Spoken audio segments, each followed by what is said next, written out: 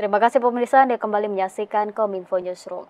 Pemirsa, Bank Indonesia memutuskan untuk kembali menahan suku bunga acuan di level 6,25% dalam rapat Dewan Gubernur yang berlangsung pada 16 hingga 17 Juli 2024. Keputusan ini diambil sebagai langkah antisipatif untuk memastikan inflasi tetap terkendali dalam sasaran 2,5% pada tahun 2024 dan 2025.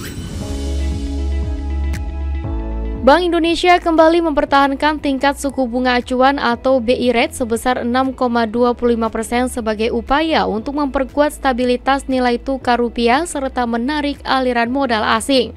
Gubernur Bank Indonesia Peri Warjio dalam konferensi pers hasil rapat Dewan Gubernur BI di Jakarta menyampaikan, keputusan ini konsisten dengan kebijakan moneter pro-stability sebagai langkah pencegahan dan forward-looking untuk memastikan inflasi tetap terkendali dalam sasaran 2,5% pada 2024 dan 2025.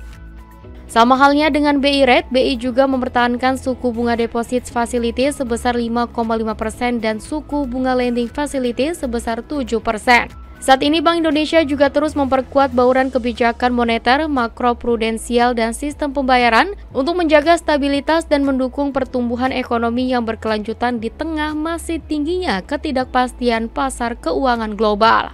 Kebijakan moneter dalam jangka pendek diarahkan untuk memperkuat efektivitas, stabilisasi nilai tukar rupiah, dan menarik aliran masuk portofolio asing.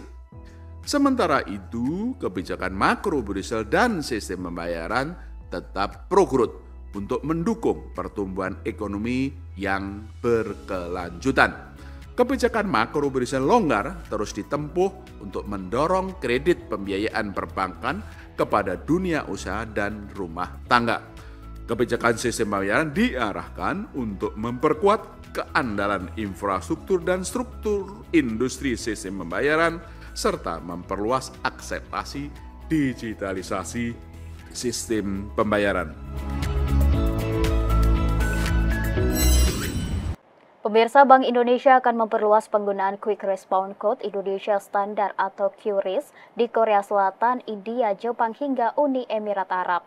Deputi Gubernur Bank Indonesia Filya Ningsih mengatakan saat ini pihaknya tengah mempercepat proses tersebut agar dapat digunakan oleh masyarakat Indonesia saat melakukan transaksi di berbagai negara.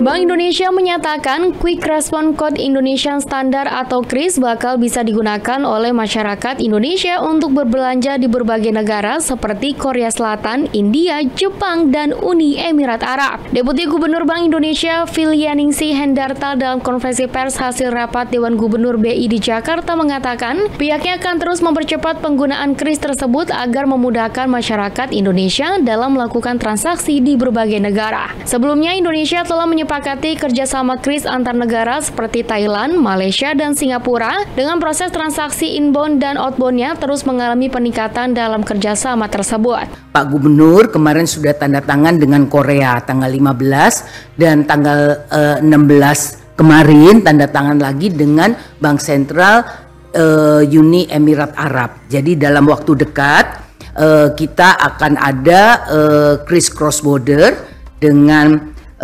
India, Korea, Jepang, dan juga India, Korea, Jepang, dan UAE. Jadi tunggu tanggal mainnya, nanti teman-teman bisa beli tupoki pakai QRIS, beli sushi, beli kari pakai QRIS. Adapun penggunaan QRIS di dalam negeri juga terus mengalami peningkatan secara signifikan sebesar 226,54% dengan jumlah pengguna mencapai 50,50 juta dan jumlah merchant sebanyak 32,71 juta. Kita bergeser ke informasi lainnya pemirsa. Kurikulum Merdeka resmi diberlakukan sebagai kurikulum nasional mulai tahun ajaran baru 2024-2025 atau pada tahun ini. Dengan demikian tidak ada lagi jurusan IPA, IPS, dan Bahasa di sekolah menengah tingkat atas. Kabar jurusan IPA, IPS, dan Bahasa dihapus mengemuka pada awal tahun ajaran baru 2024-2025. Kebijakan berjalan sebagai bagian dari implementasi kurikulum Merdeka di berbagai SMA, MA, dan yang sederajat. Kepala Badan Standar Kurikulum dan Asesmen Pendidikan Kementerian Pendidikan, Kebudayaan, Riset, dan Teknologi Anindito Aditomo dalam pernyataan tertulisnya di Jakarta pada Rabu menerangkan peniadaan jurusan di SMA sudah diterapkan secara bertahap sejak 2021.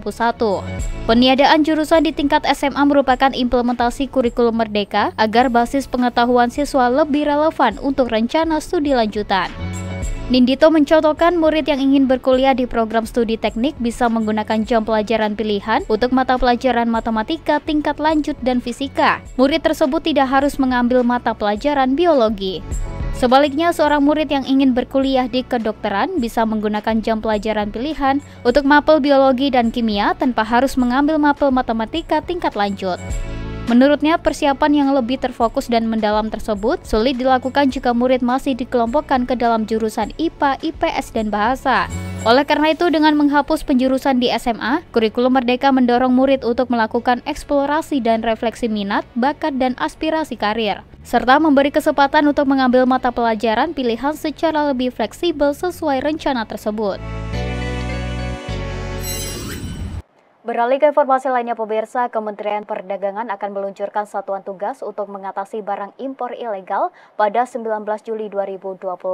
Menteri Perdagangan Zulkifli Hasan menjelaskan Satgas dibentuk untuk memitigasi barang impor ilegal yang membanjiri pasar Indonesia. Kementerian Perdagangan akan meluncurkan satuan tugas untuk mengatasi barang impor ilegal pada Jumat 19 Juli 2024. Hal ini sebagai langkah untuk membasmi penyebaran barang impor ilegal di Indonesia. Sebelumnya, Mendak telah membahas pembentukan Satgas Impor Ilegal bersama Kejaksaan Agung dan Polri pada 16 Juli 2024. Sejumlah barang yang tidak terdata membanjiri pasar Indonesia menjadi alasan pembentukan Satgas. Sementara itu, nantinya titik operasi Satgas Impor akan dilakukan di wilayah Banten, Jakarta, Jawa Tengah, Jawa Timur, Sumatera Utara, Batam, dan Sulawesi Selatan.